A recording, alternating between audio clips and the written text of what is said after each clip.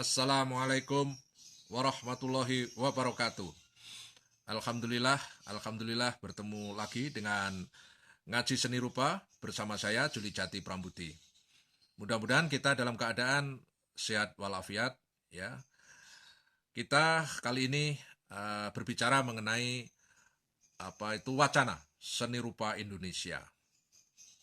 Saya ingin mengatakan satu hal bahwa setidaknya 2 dekade terakhir ini wacana seni rupa Indonesia dalam posisi kritis. Ya, posisi kritis. Kenapa kritis? Nah, kita lihat. Kalau kita lihat pertumbuhan praktek seni rupa Indonesia itu kan lari kencang, lari cepat ya. Ada banyak peristiwa biennale ya, setiap 2 tahun ya kita catat ada biennal Jakarta, ada biennal Jogja, bahkan di skala provinsi ada biennal Jatim, ada Biennale Jawa Tengah, Biennale Makassar, dan seterusnya. Ya, tetapi peristiwa-peristiwa itu ya sulit sekali dilacak wacana-wacana yang berkembang, ya, opini-opini yang kritis yang memaknai dari peristiwa-peristiwa itu. Berbeda dengan peristiwa-peristiwa seni atau tokoh-tokoh seni di luar, ya terutama di Eropa dan Amerika, kita sangat mudah mendapatkan buku-buku atau informasi-informasi ya berupa buku, berupa katalog, berupa video, berupa informasi berupa penelitian, hasil penelitian yang ada di jurnal ilmiah itu berlimpah-limpah, ya berlimpah-limpah. Kita tahu Van Gogh, tahu Rembrandt, tahu Damien Hirst dan seterusnya yang saat ini menjadi bintang atau superstarnya di dunia seni rupa kontemporer. Ya, itu tidak lain dan tidak bukan melalui publikasi, melalui dunia wacana. Ya, jadi bayangkan kalau mereka itu tidak ditulis, tidak menjadi sebuah sistem pengetahuan yang kemudian banyak dibaca oleh orang-orang di luar Eropa dan Amerika, ya, peristiwa-peristiwa kesenian di Eropa dan di Amerika tentu tidak akan sampai ke sini. Nah, di negara Asia yang pertumbuhan wacananya itu seimbang antara dunia praktek dan penulisan, kita tahu China, kemudian lalu Jepang, ya India, ya termasuk Korea Selatan, ya Singapura, ya itu kita banyak mendapatkan informasi, termasuk di Australia. Ya. Nah ini betapa seimbangnya antara praktek kesenian, seni rupa di satu pihak dan wacana di pihak lain. Mengapa kita kok makin hari makin turun ya? Padahal kita pernah memiliki tradisi penulisan pemikiran yang dimuat di banyak majalah saat itu, yang kemudian kalau kita baca itu luar biasa. Ya, kita sering menemukan terbitan-terbitan lama, majalah-majalah lama ya, yang saya sebut majalah legenda seni Indonesia. Ya, misalkan Pujangga Baru, majalah Pujangga Baru, majalah Star Weekly, majalah Sinit, ya Siasat, ya Budaya Jaya, ya kemudian sampai majalah Horizon, majalah Basis. Saya kira itu beberapa contoh majalah yang saat itu banyak dibaca oleh pelaku seni.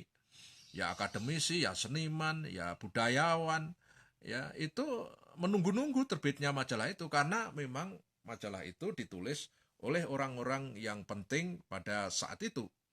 Dan tulisan-tulisannya itu memang tajam dan sering menimbulkan polemik.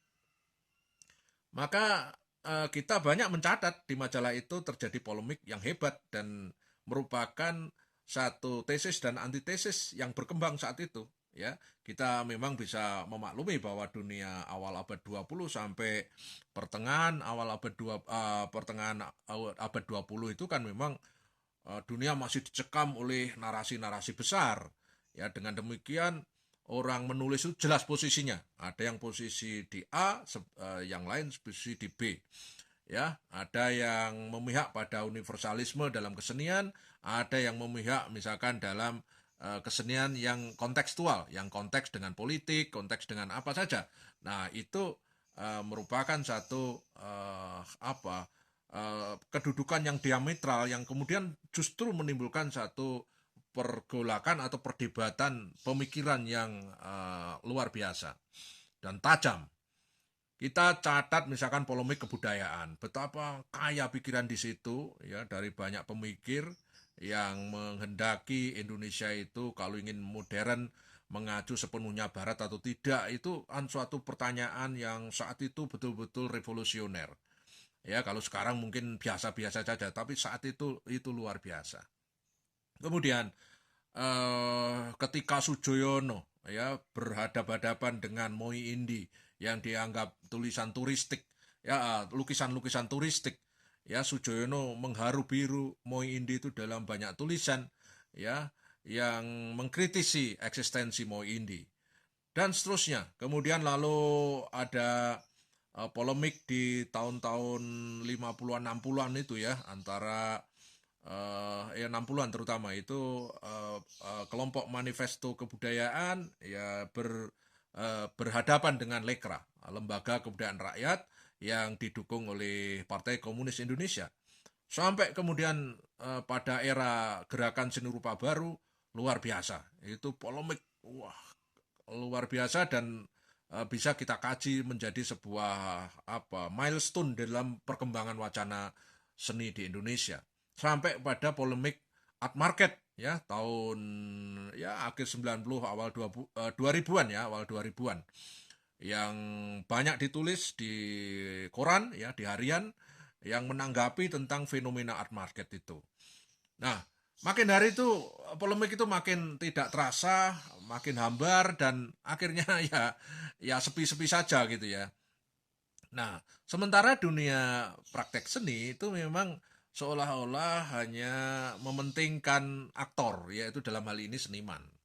Ya, aktor dan kolektor gitu saja yang dipersoalkan. Sementara kritik seni itu tidak terlalu didukung ya. Terbukti banyak media seni yang justru terbit di era art market yang berlimpah-limpah kapitalisme ya yang dikendalikan oleh kapital-kapital besar itu ya memang pernah tumbuh ya pernah mewarnai beberapa saat tetapi akhirnya juga tidak ada yang membaca. Ini kan paradoks ya mulai dari misalkan majalah visual art yang kita kenal semua ya ya tidak umurnya tidak panjang walau sebenarnya itu sangat penting sekali ya sangat penting sekali tetapi kenapa gitu terus dia bisa sampai tidak lanjut gitu ya termasuk majalah Arti lalu si art ya majalah dalam bahasa Inggris yang dikawangi oleh Mas Edi Sutriyono yang juga pernah mendirikan membentuk majalah visual art yang kemudian dilanjutkan oleh Mas Yusuf Susilo Hartono tapi ya tetap tidak bertahan ya. Kenapa itu ya tentu ada banyak faktor yang membuat itu. Yang berikutnya itu juga kita ada majalah Gong yang juga tidak umur panjang ya. Terus kemudian majalah apa lagi ya Saraswati ya juga tidak berumur panjang ya dan tentu buletin-buletin yang diterbitkan oleh sejumlah dewan kesenian yang saya tahu misalkan Dewan Kesenian Jakarta itu pernah menerbitkan buletin juga tidak berumur panjang buletin seni rupa ya yang saya kumpulkan mulai dari edisi awal sampai terakhir itu juga ya tidak lama ya terus kemudian Dewan Kesenian Surabaya menerbitkan buletin yang awalnya itu tipis sederhana sekali tetapi itu jadi rebutan generasi 80-an waktu saya studi seni rupa itu wah itu jadi rebutan ya kenapa ya karena memuat informasi yang penting ditulis orang-orang penting saat itu seperti Pak Gatot Kusumo lalu Pak Rudi Esbandi ya termasuk ada di situ mulai si Henry Nur Cahyo itu juga nulis di situ. Nah saya kira ini hal-hal yang menurut saya menjadi catatan yang harus kita renungkan. Kenapa justru di era market uang berlimpah tetapi penerbitan-penerbitan yang membackup wacana itu justru tumbang ya.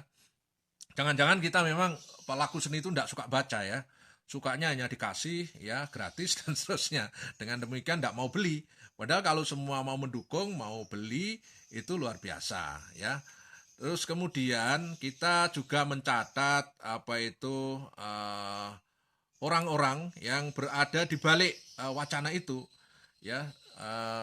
Misalkan sejak awal abad 20 itu kita mencatat Sultan Takdir Ali Sabana, kemudian lalu ada Ki Hajar Dewantoro, ya, ada Sanusi Pane yang menulis dengan sangat kritis, ya, lalu kemudian ada Habib Yasin, ada Sujoyono, ada Owi Sianyo yang menulis di Star Weekly, yang kemudian juga tulisannya ini, kumpulan tulisannya maksud saya itu diterbitkan oleh Dewan Kesenian Jakarta akhir-akhir ini.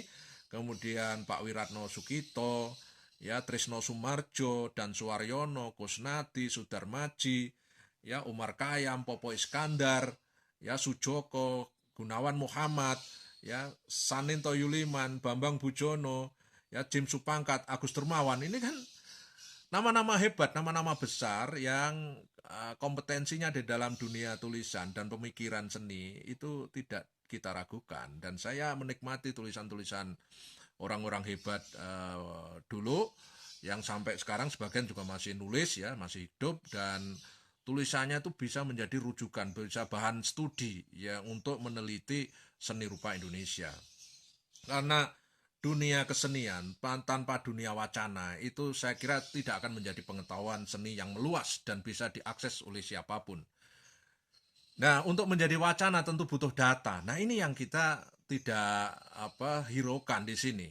Memang ada upaya-upaya dari persona per persona, ya, individu per individu untuk concern pada pendataan atau arsip. Ya, misalkan kita lihat yang dilakukan saudara Mika Susanto misalkan dengan Dikti Art Laboratory. Ini kan keren itu, karena dia dengan dibiayai sendiri, dengan etos kerja yang luar biasa, ya, dia menyisir data, mulai data-data kuno, ya, yang dikumpulkan, katalog-katalog kuno, majalah-majalah kuno bersama Aminuddin, ya, Aminuddin TH Sirgar itu juga, ya, punya elan vital dalam mengumpulkan arsip-arsip yang otentik. Karena kalau tanpa itu kita tidak mungkin bisa mengungkap apa-apa di balik fakta. Ya, ini sayang juga tidak dilakukan oleh lembaga-lembaga perguruan tinggi yang berlimpah duit, tetapi tidak melakukan dalam hal akses mengumpulkan data sebanyak-banyaknya. Justru lembaga swasta yang berkiprah di sini. Contoh misalkan IVA, ya, Indonesian Visual Art Archive, itu kan keren IVA itu di Jogja, yang kemudian bisa gaungnya menginternasional. Kemudian yang berikutnya kita catat setelah eranya Mas Jim Supangkat, Agus Dermawan, kemudian masuk tahun era 90-an itu ada generasinya Suwarno, generasinya Dwi Marianto, ya, kemudian ada Hendro Wianto, Enin Supriyanto, ya, Mulyono, ya, itu saya kira juga orang-orang penting di saat itu, dan tulisan-tulisannya juga tajam-tajam dan menarik semua. Yang berikutnya juga dilanjutkan generasi selanjutnya, ya, mungkin barangkali termasuk saya, ya, yang nulis di Harian Jawa Pos, di Surya, di Media Indonesia Minggu, ya, lalu kemudian termasuk Harian Kompas, ya, Rizky Zailani kita bisa mencatat, lalu ada eranya Aminuddin TH Sirgar, ya, Mika, lalu Agung Hujatnika, Wahyudin, Kos Indarto, Kun Atnyana, dan seterusnya. Tentu masih banyak penulis-penulis lain yang tidak saya sebut, tetapi paling tidak dari nama-nama itu kita bisa mendapatkan artefak-artefak berupa tulisan, ya, berupa tulisan yang bisa kita pakai sebagai pemahaman terhadap pengetahuan seni yang berkembang. Nah, awal abad 20 ini percakapan-percakapan itu sangat produktif, tetapi kemudian memasuki penghujung atau akhir dari abad 20 justru makin menurun. Nah, dengan demikian pertumbuhan seni rupa Indonesia itu sebenarnya asimetris, ya. Jadi antara dunia wacana dan praktek seni itu jomplang. Ya, kalau ini terus-menerus dilakukan dan terus-menerus berkembang semacam ini, maka apa yang ada di Indonesia ini, praktek kesenian yang ada di Indonesia ini tidak pernah akan menjadi sistem pengetahuan, karena itu juga tidak akan pernah diakses oleh orang-orang di luar Indonesia. Karena kesenian akan menjadi sebuah pengetahuan apabila sudah berbentuk wacana. Karena wacana itu adalah satu refleksi dari sebuah peristiwa kesenian yang ditulis secara kritis, berbasis data, berbasis teori, ya, yang kemudian ditemukan, ya, dimaknai apa-apa di balik makna itu, di balik peristiwa itu. Maka mari kita mendukung pertumbuhan wacana ini dengan menghargai para penulis-penulis seni, ya, para kritikus. Ya, kita tidak perlu takut dengan kritikus, karena kritikus justru, ya, mengartikulasikan, ya, mendiseminasikan karya Anda di dunia nasional maupun internasional. Saya kira itu kita harus mendukung wacana seni agar seni rupa Indonesia menjadi luar biasa. Terima kasih. Wassalamualaikum warahmatullahi wabarakatuh.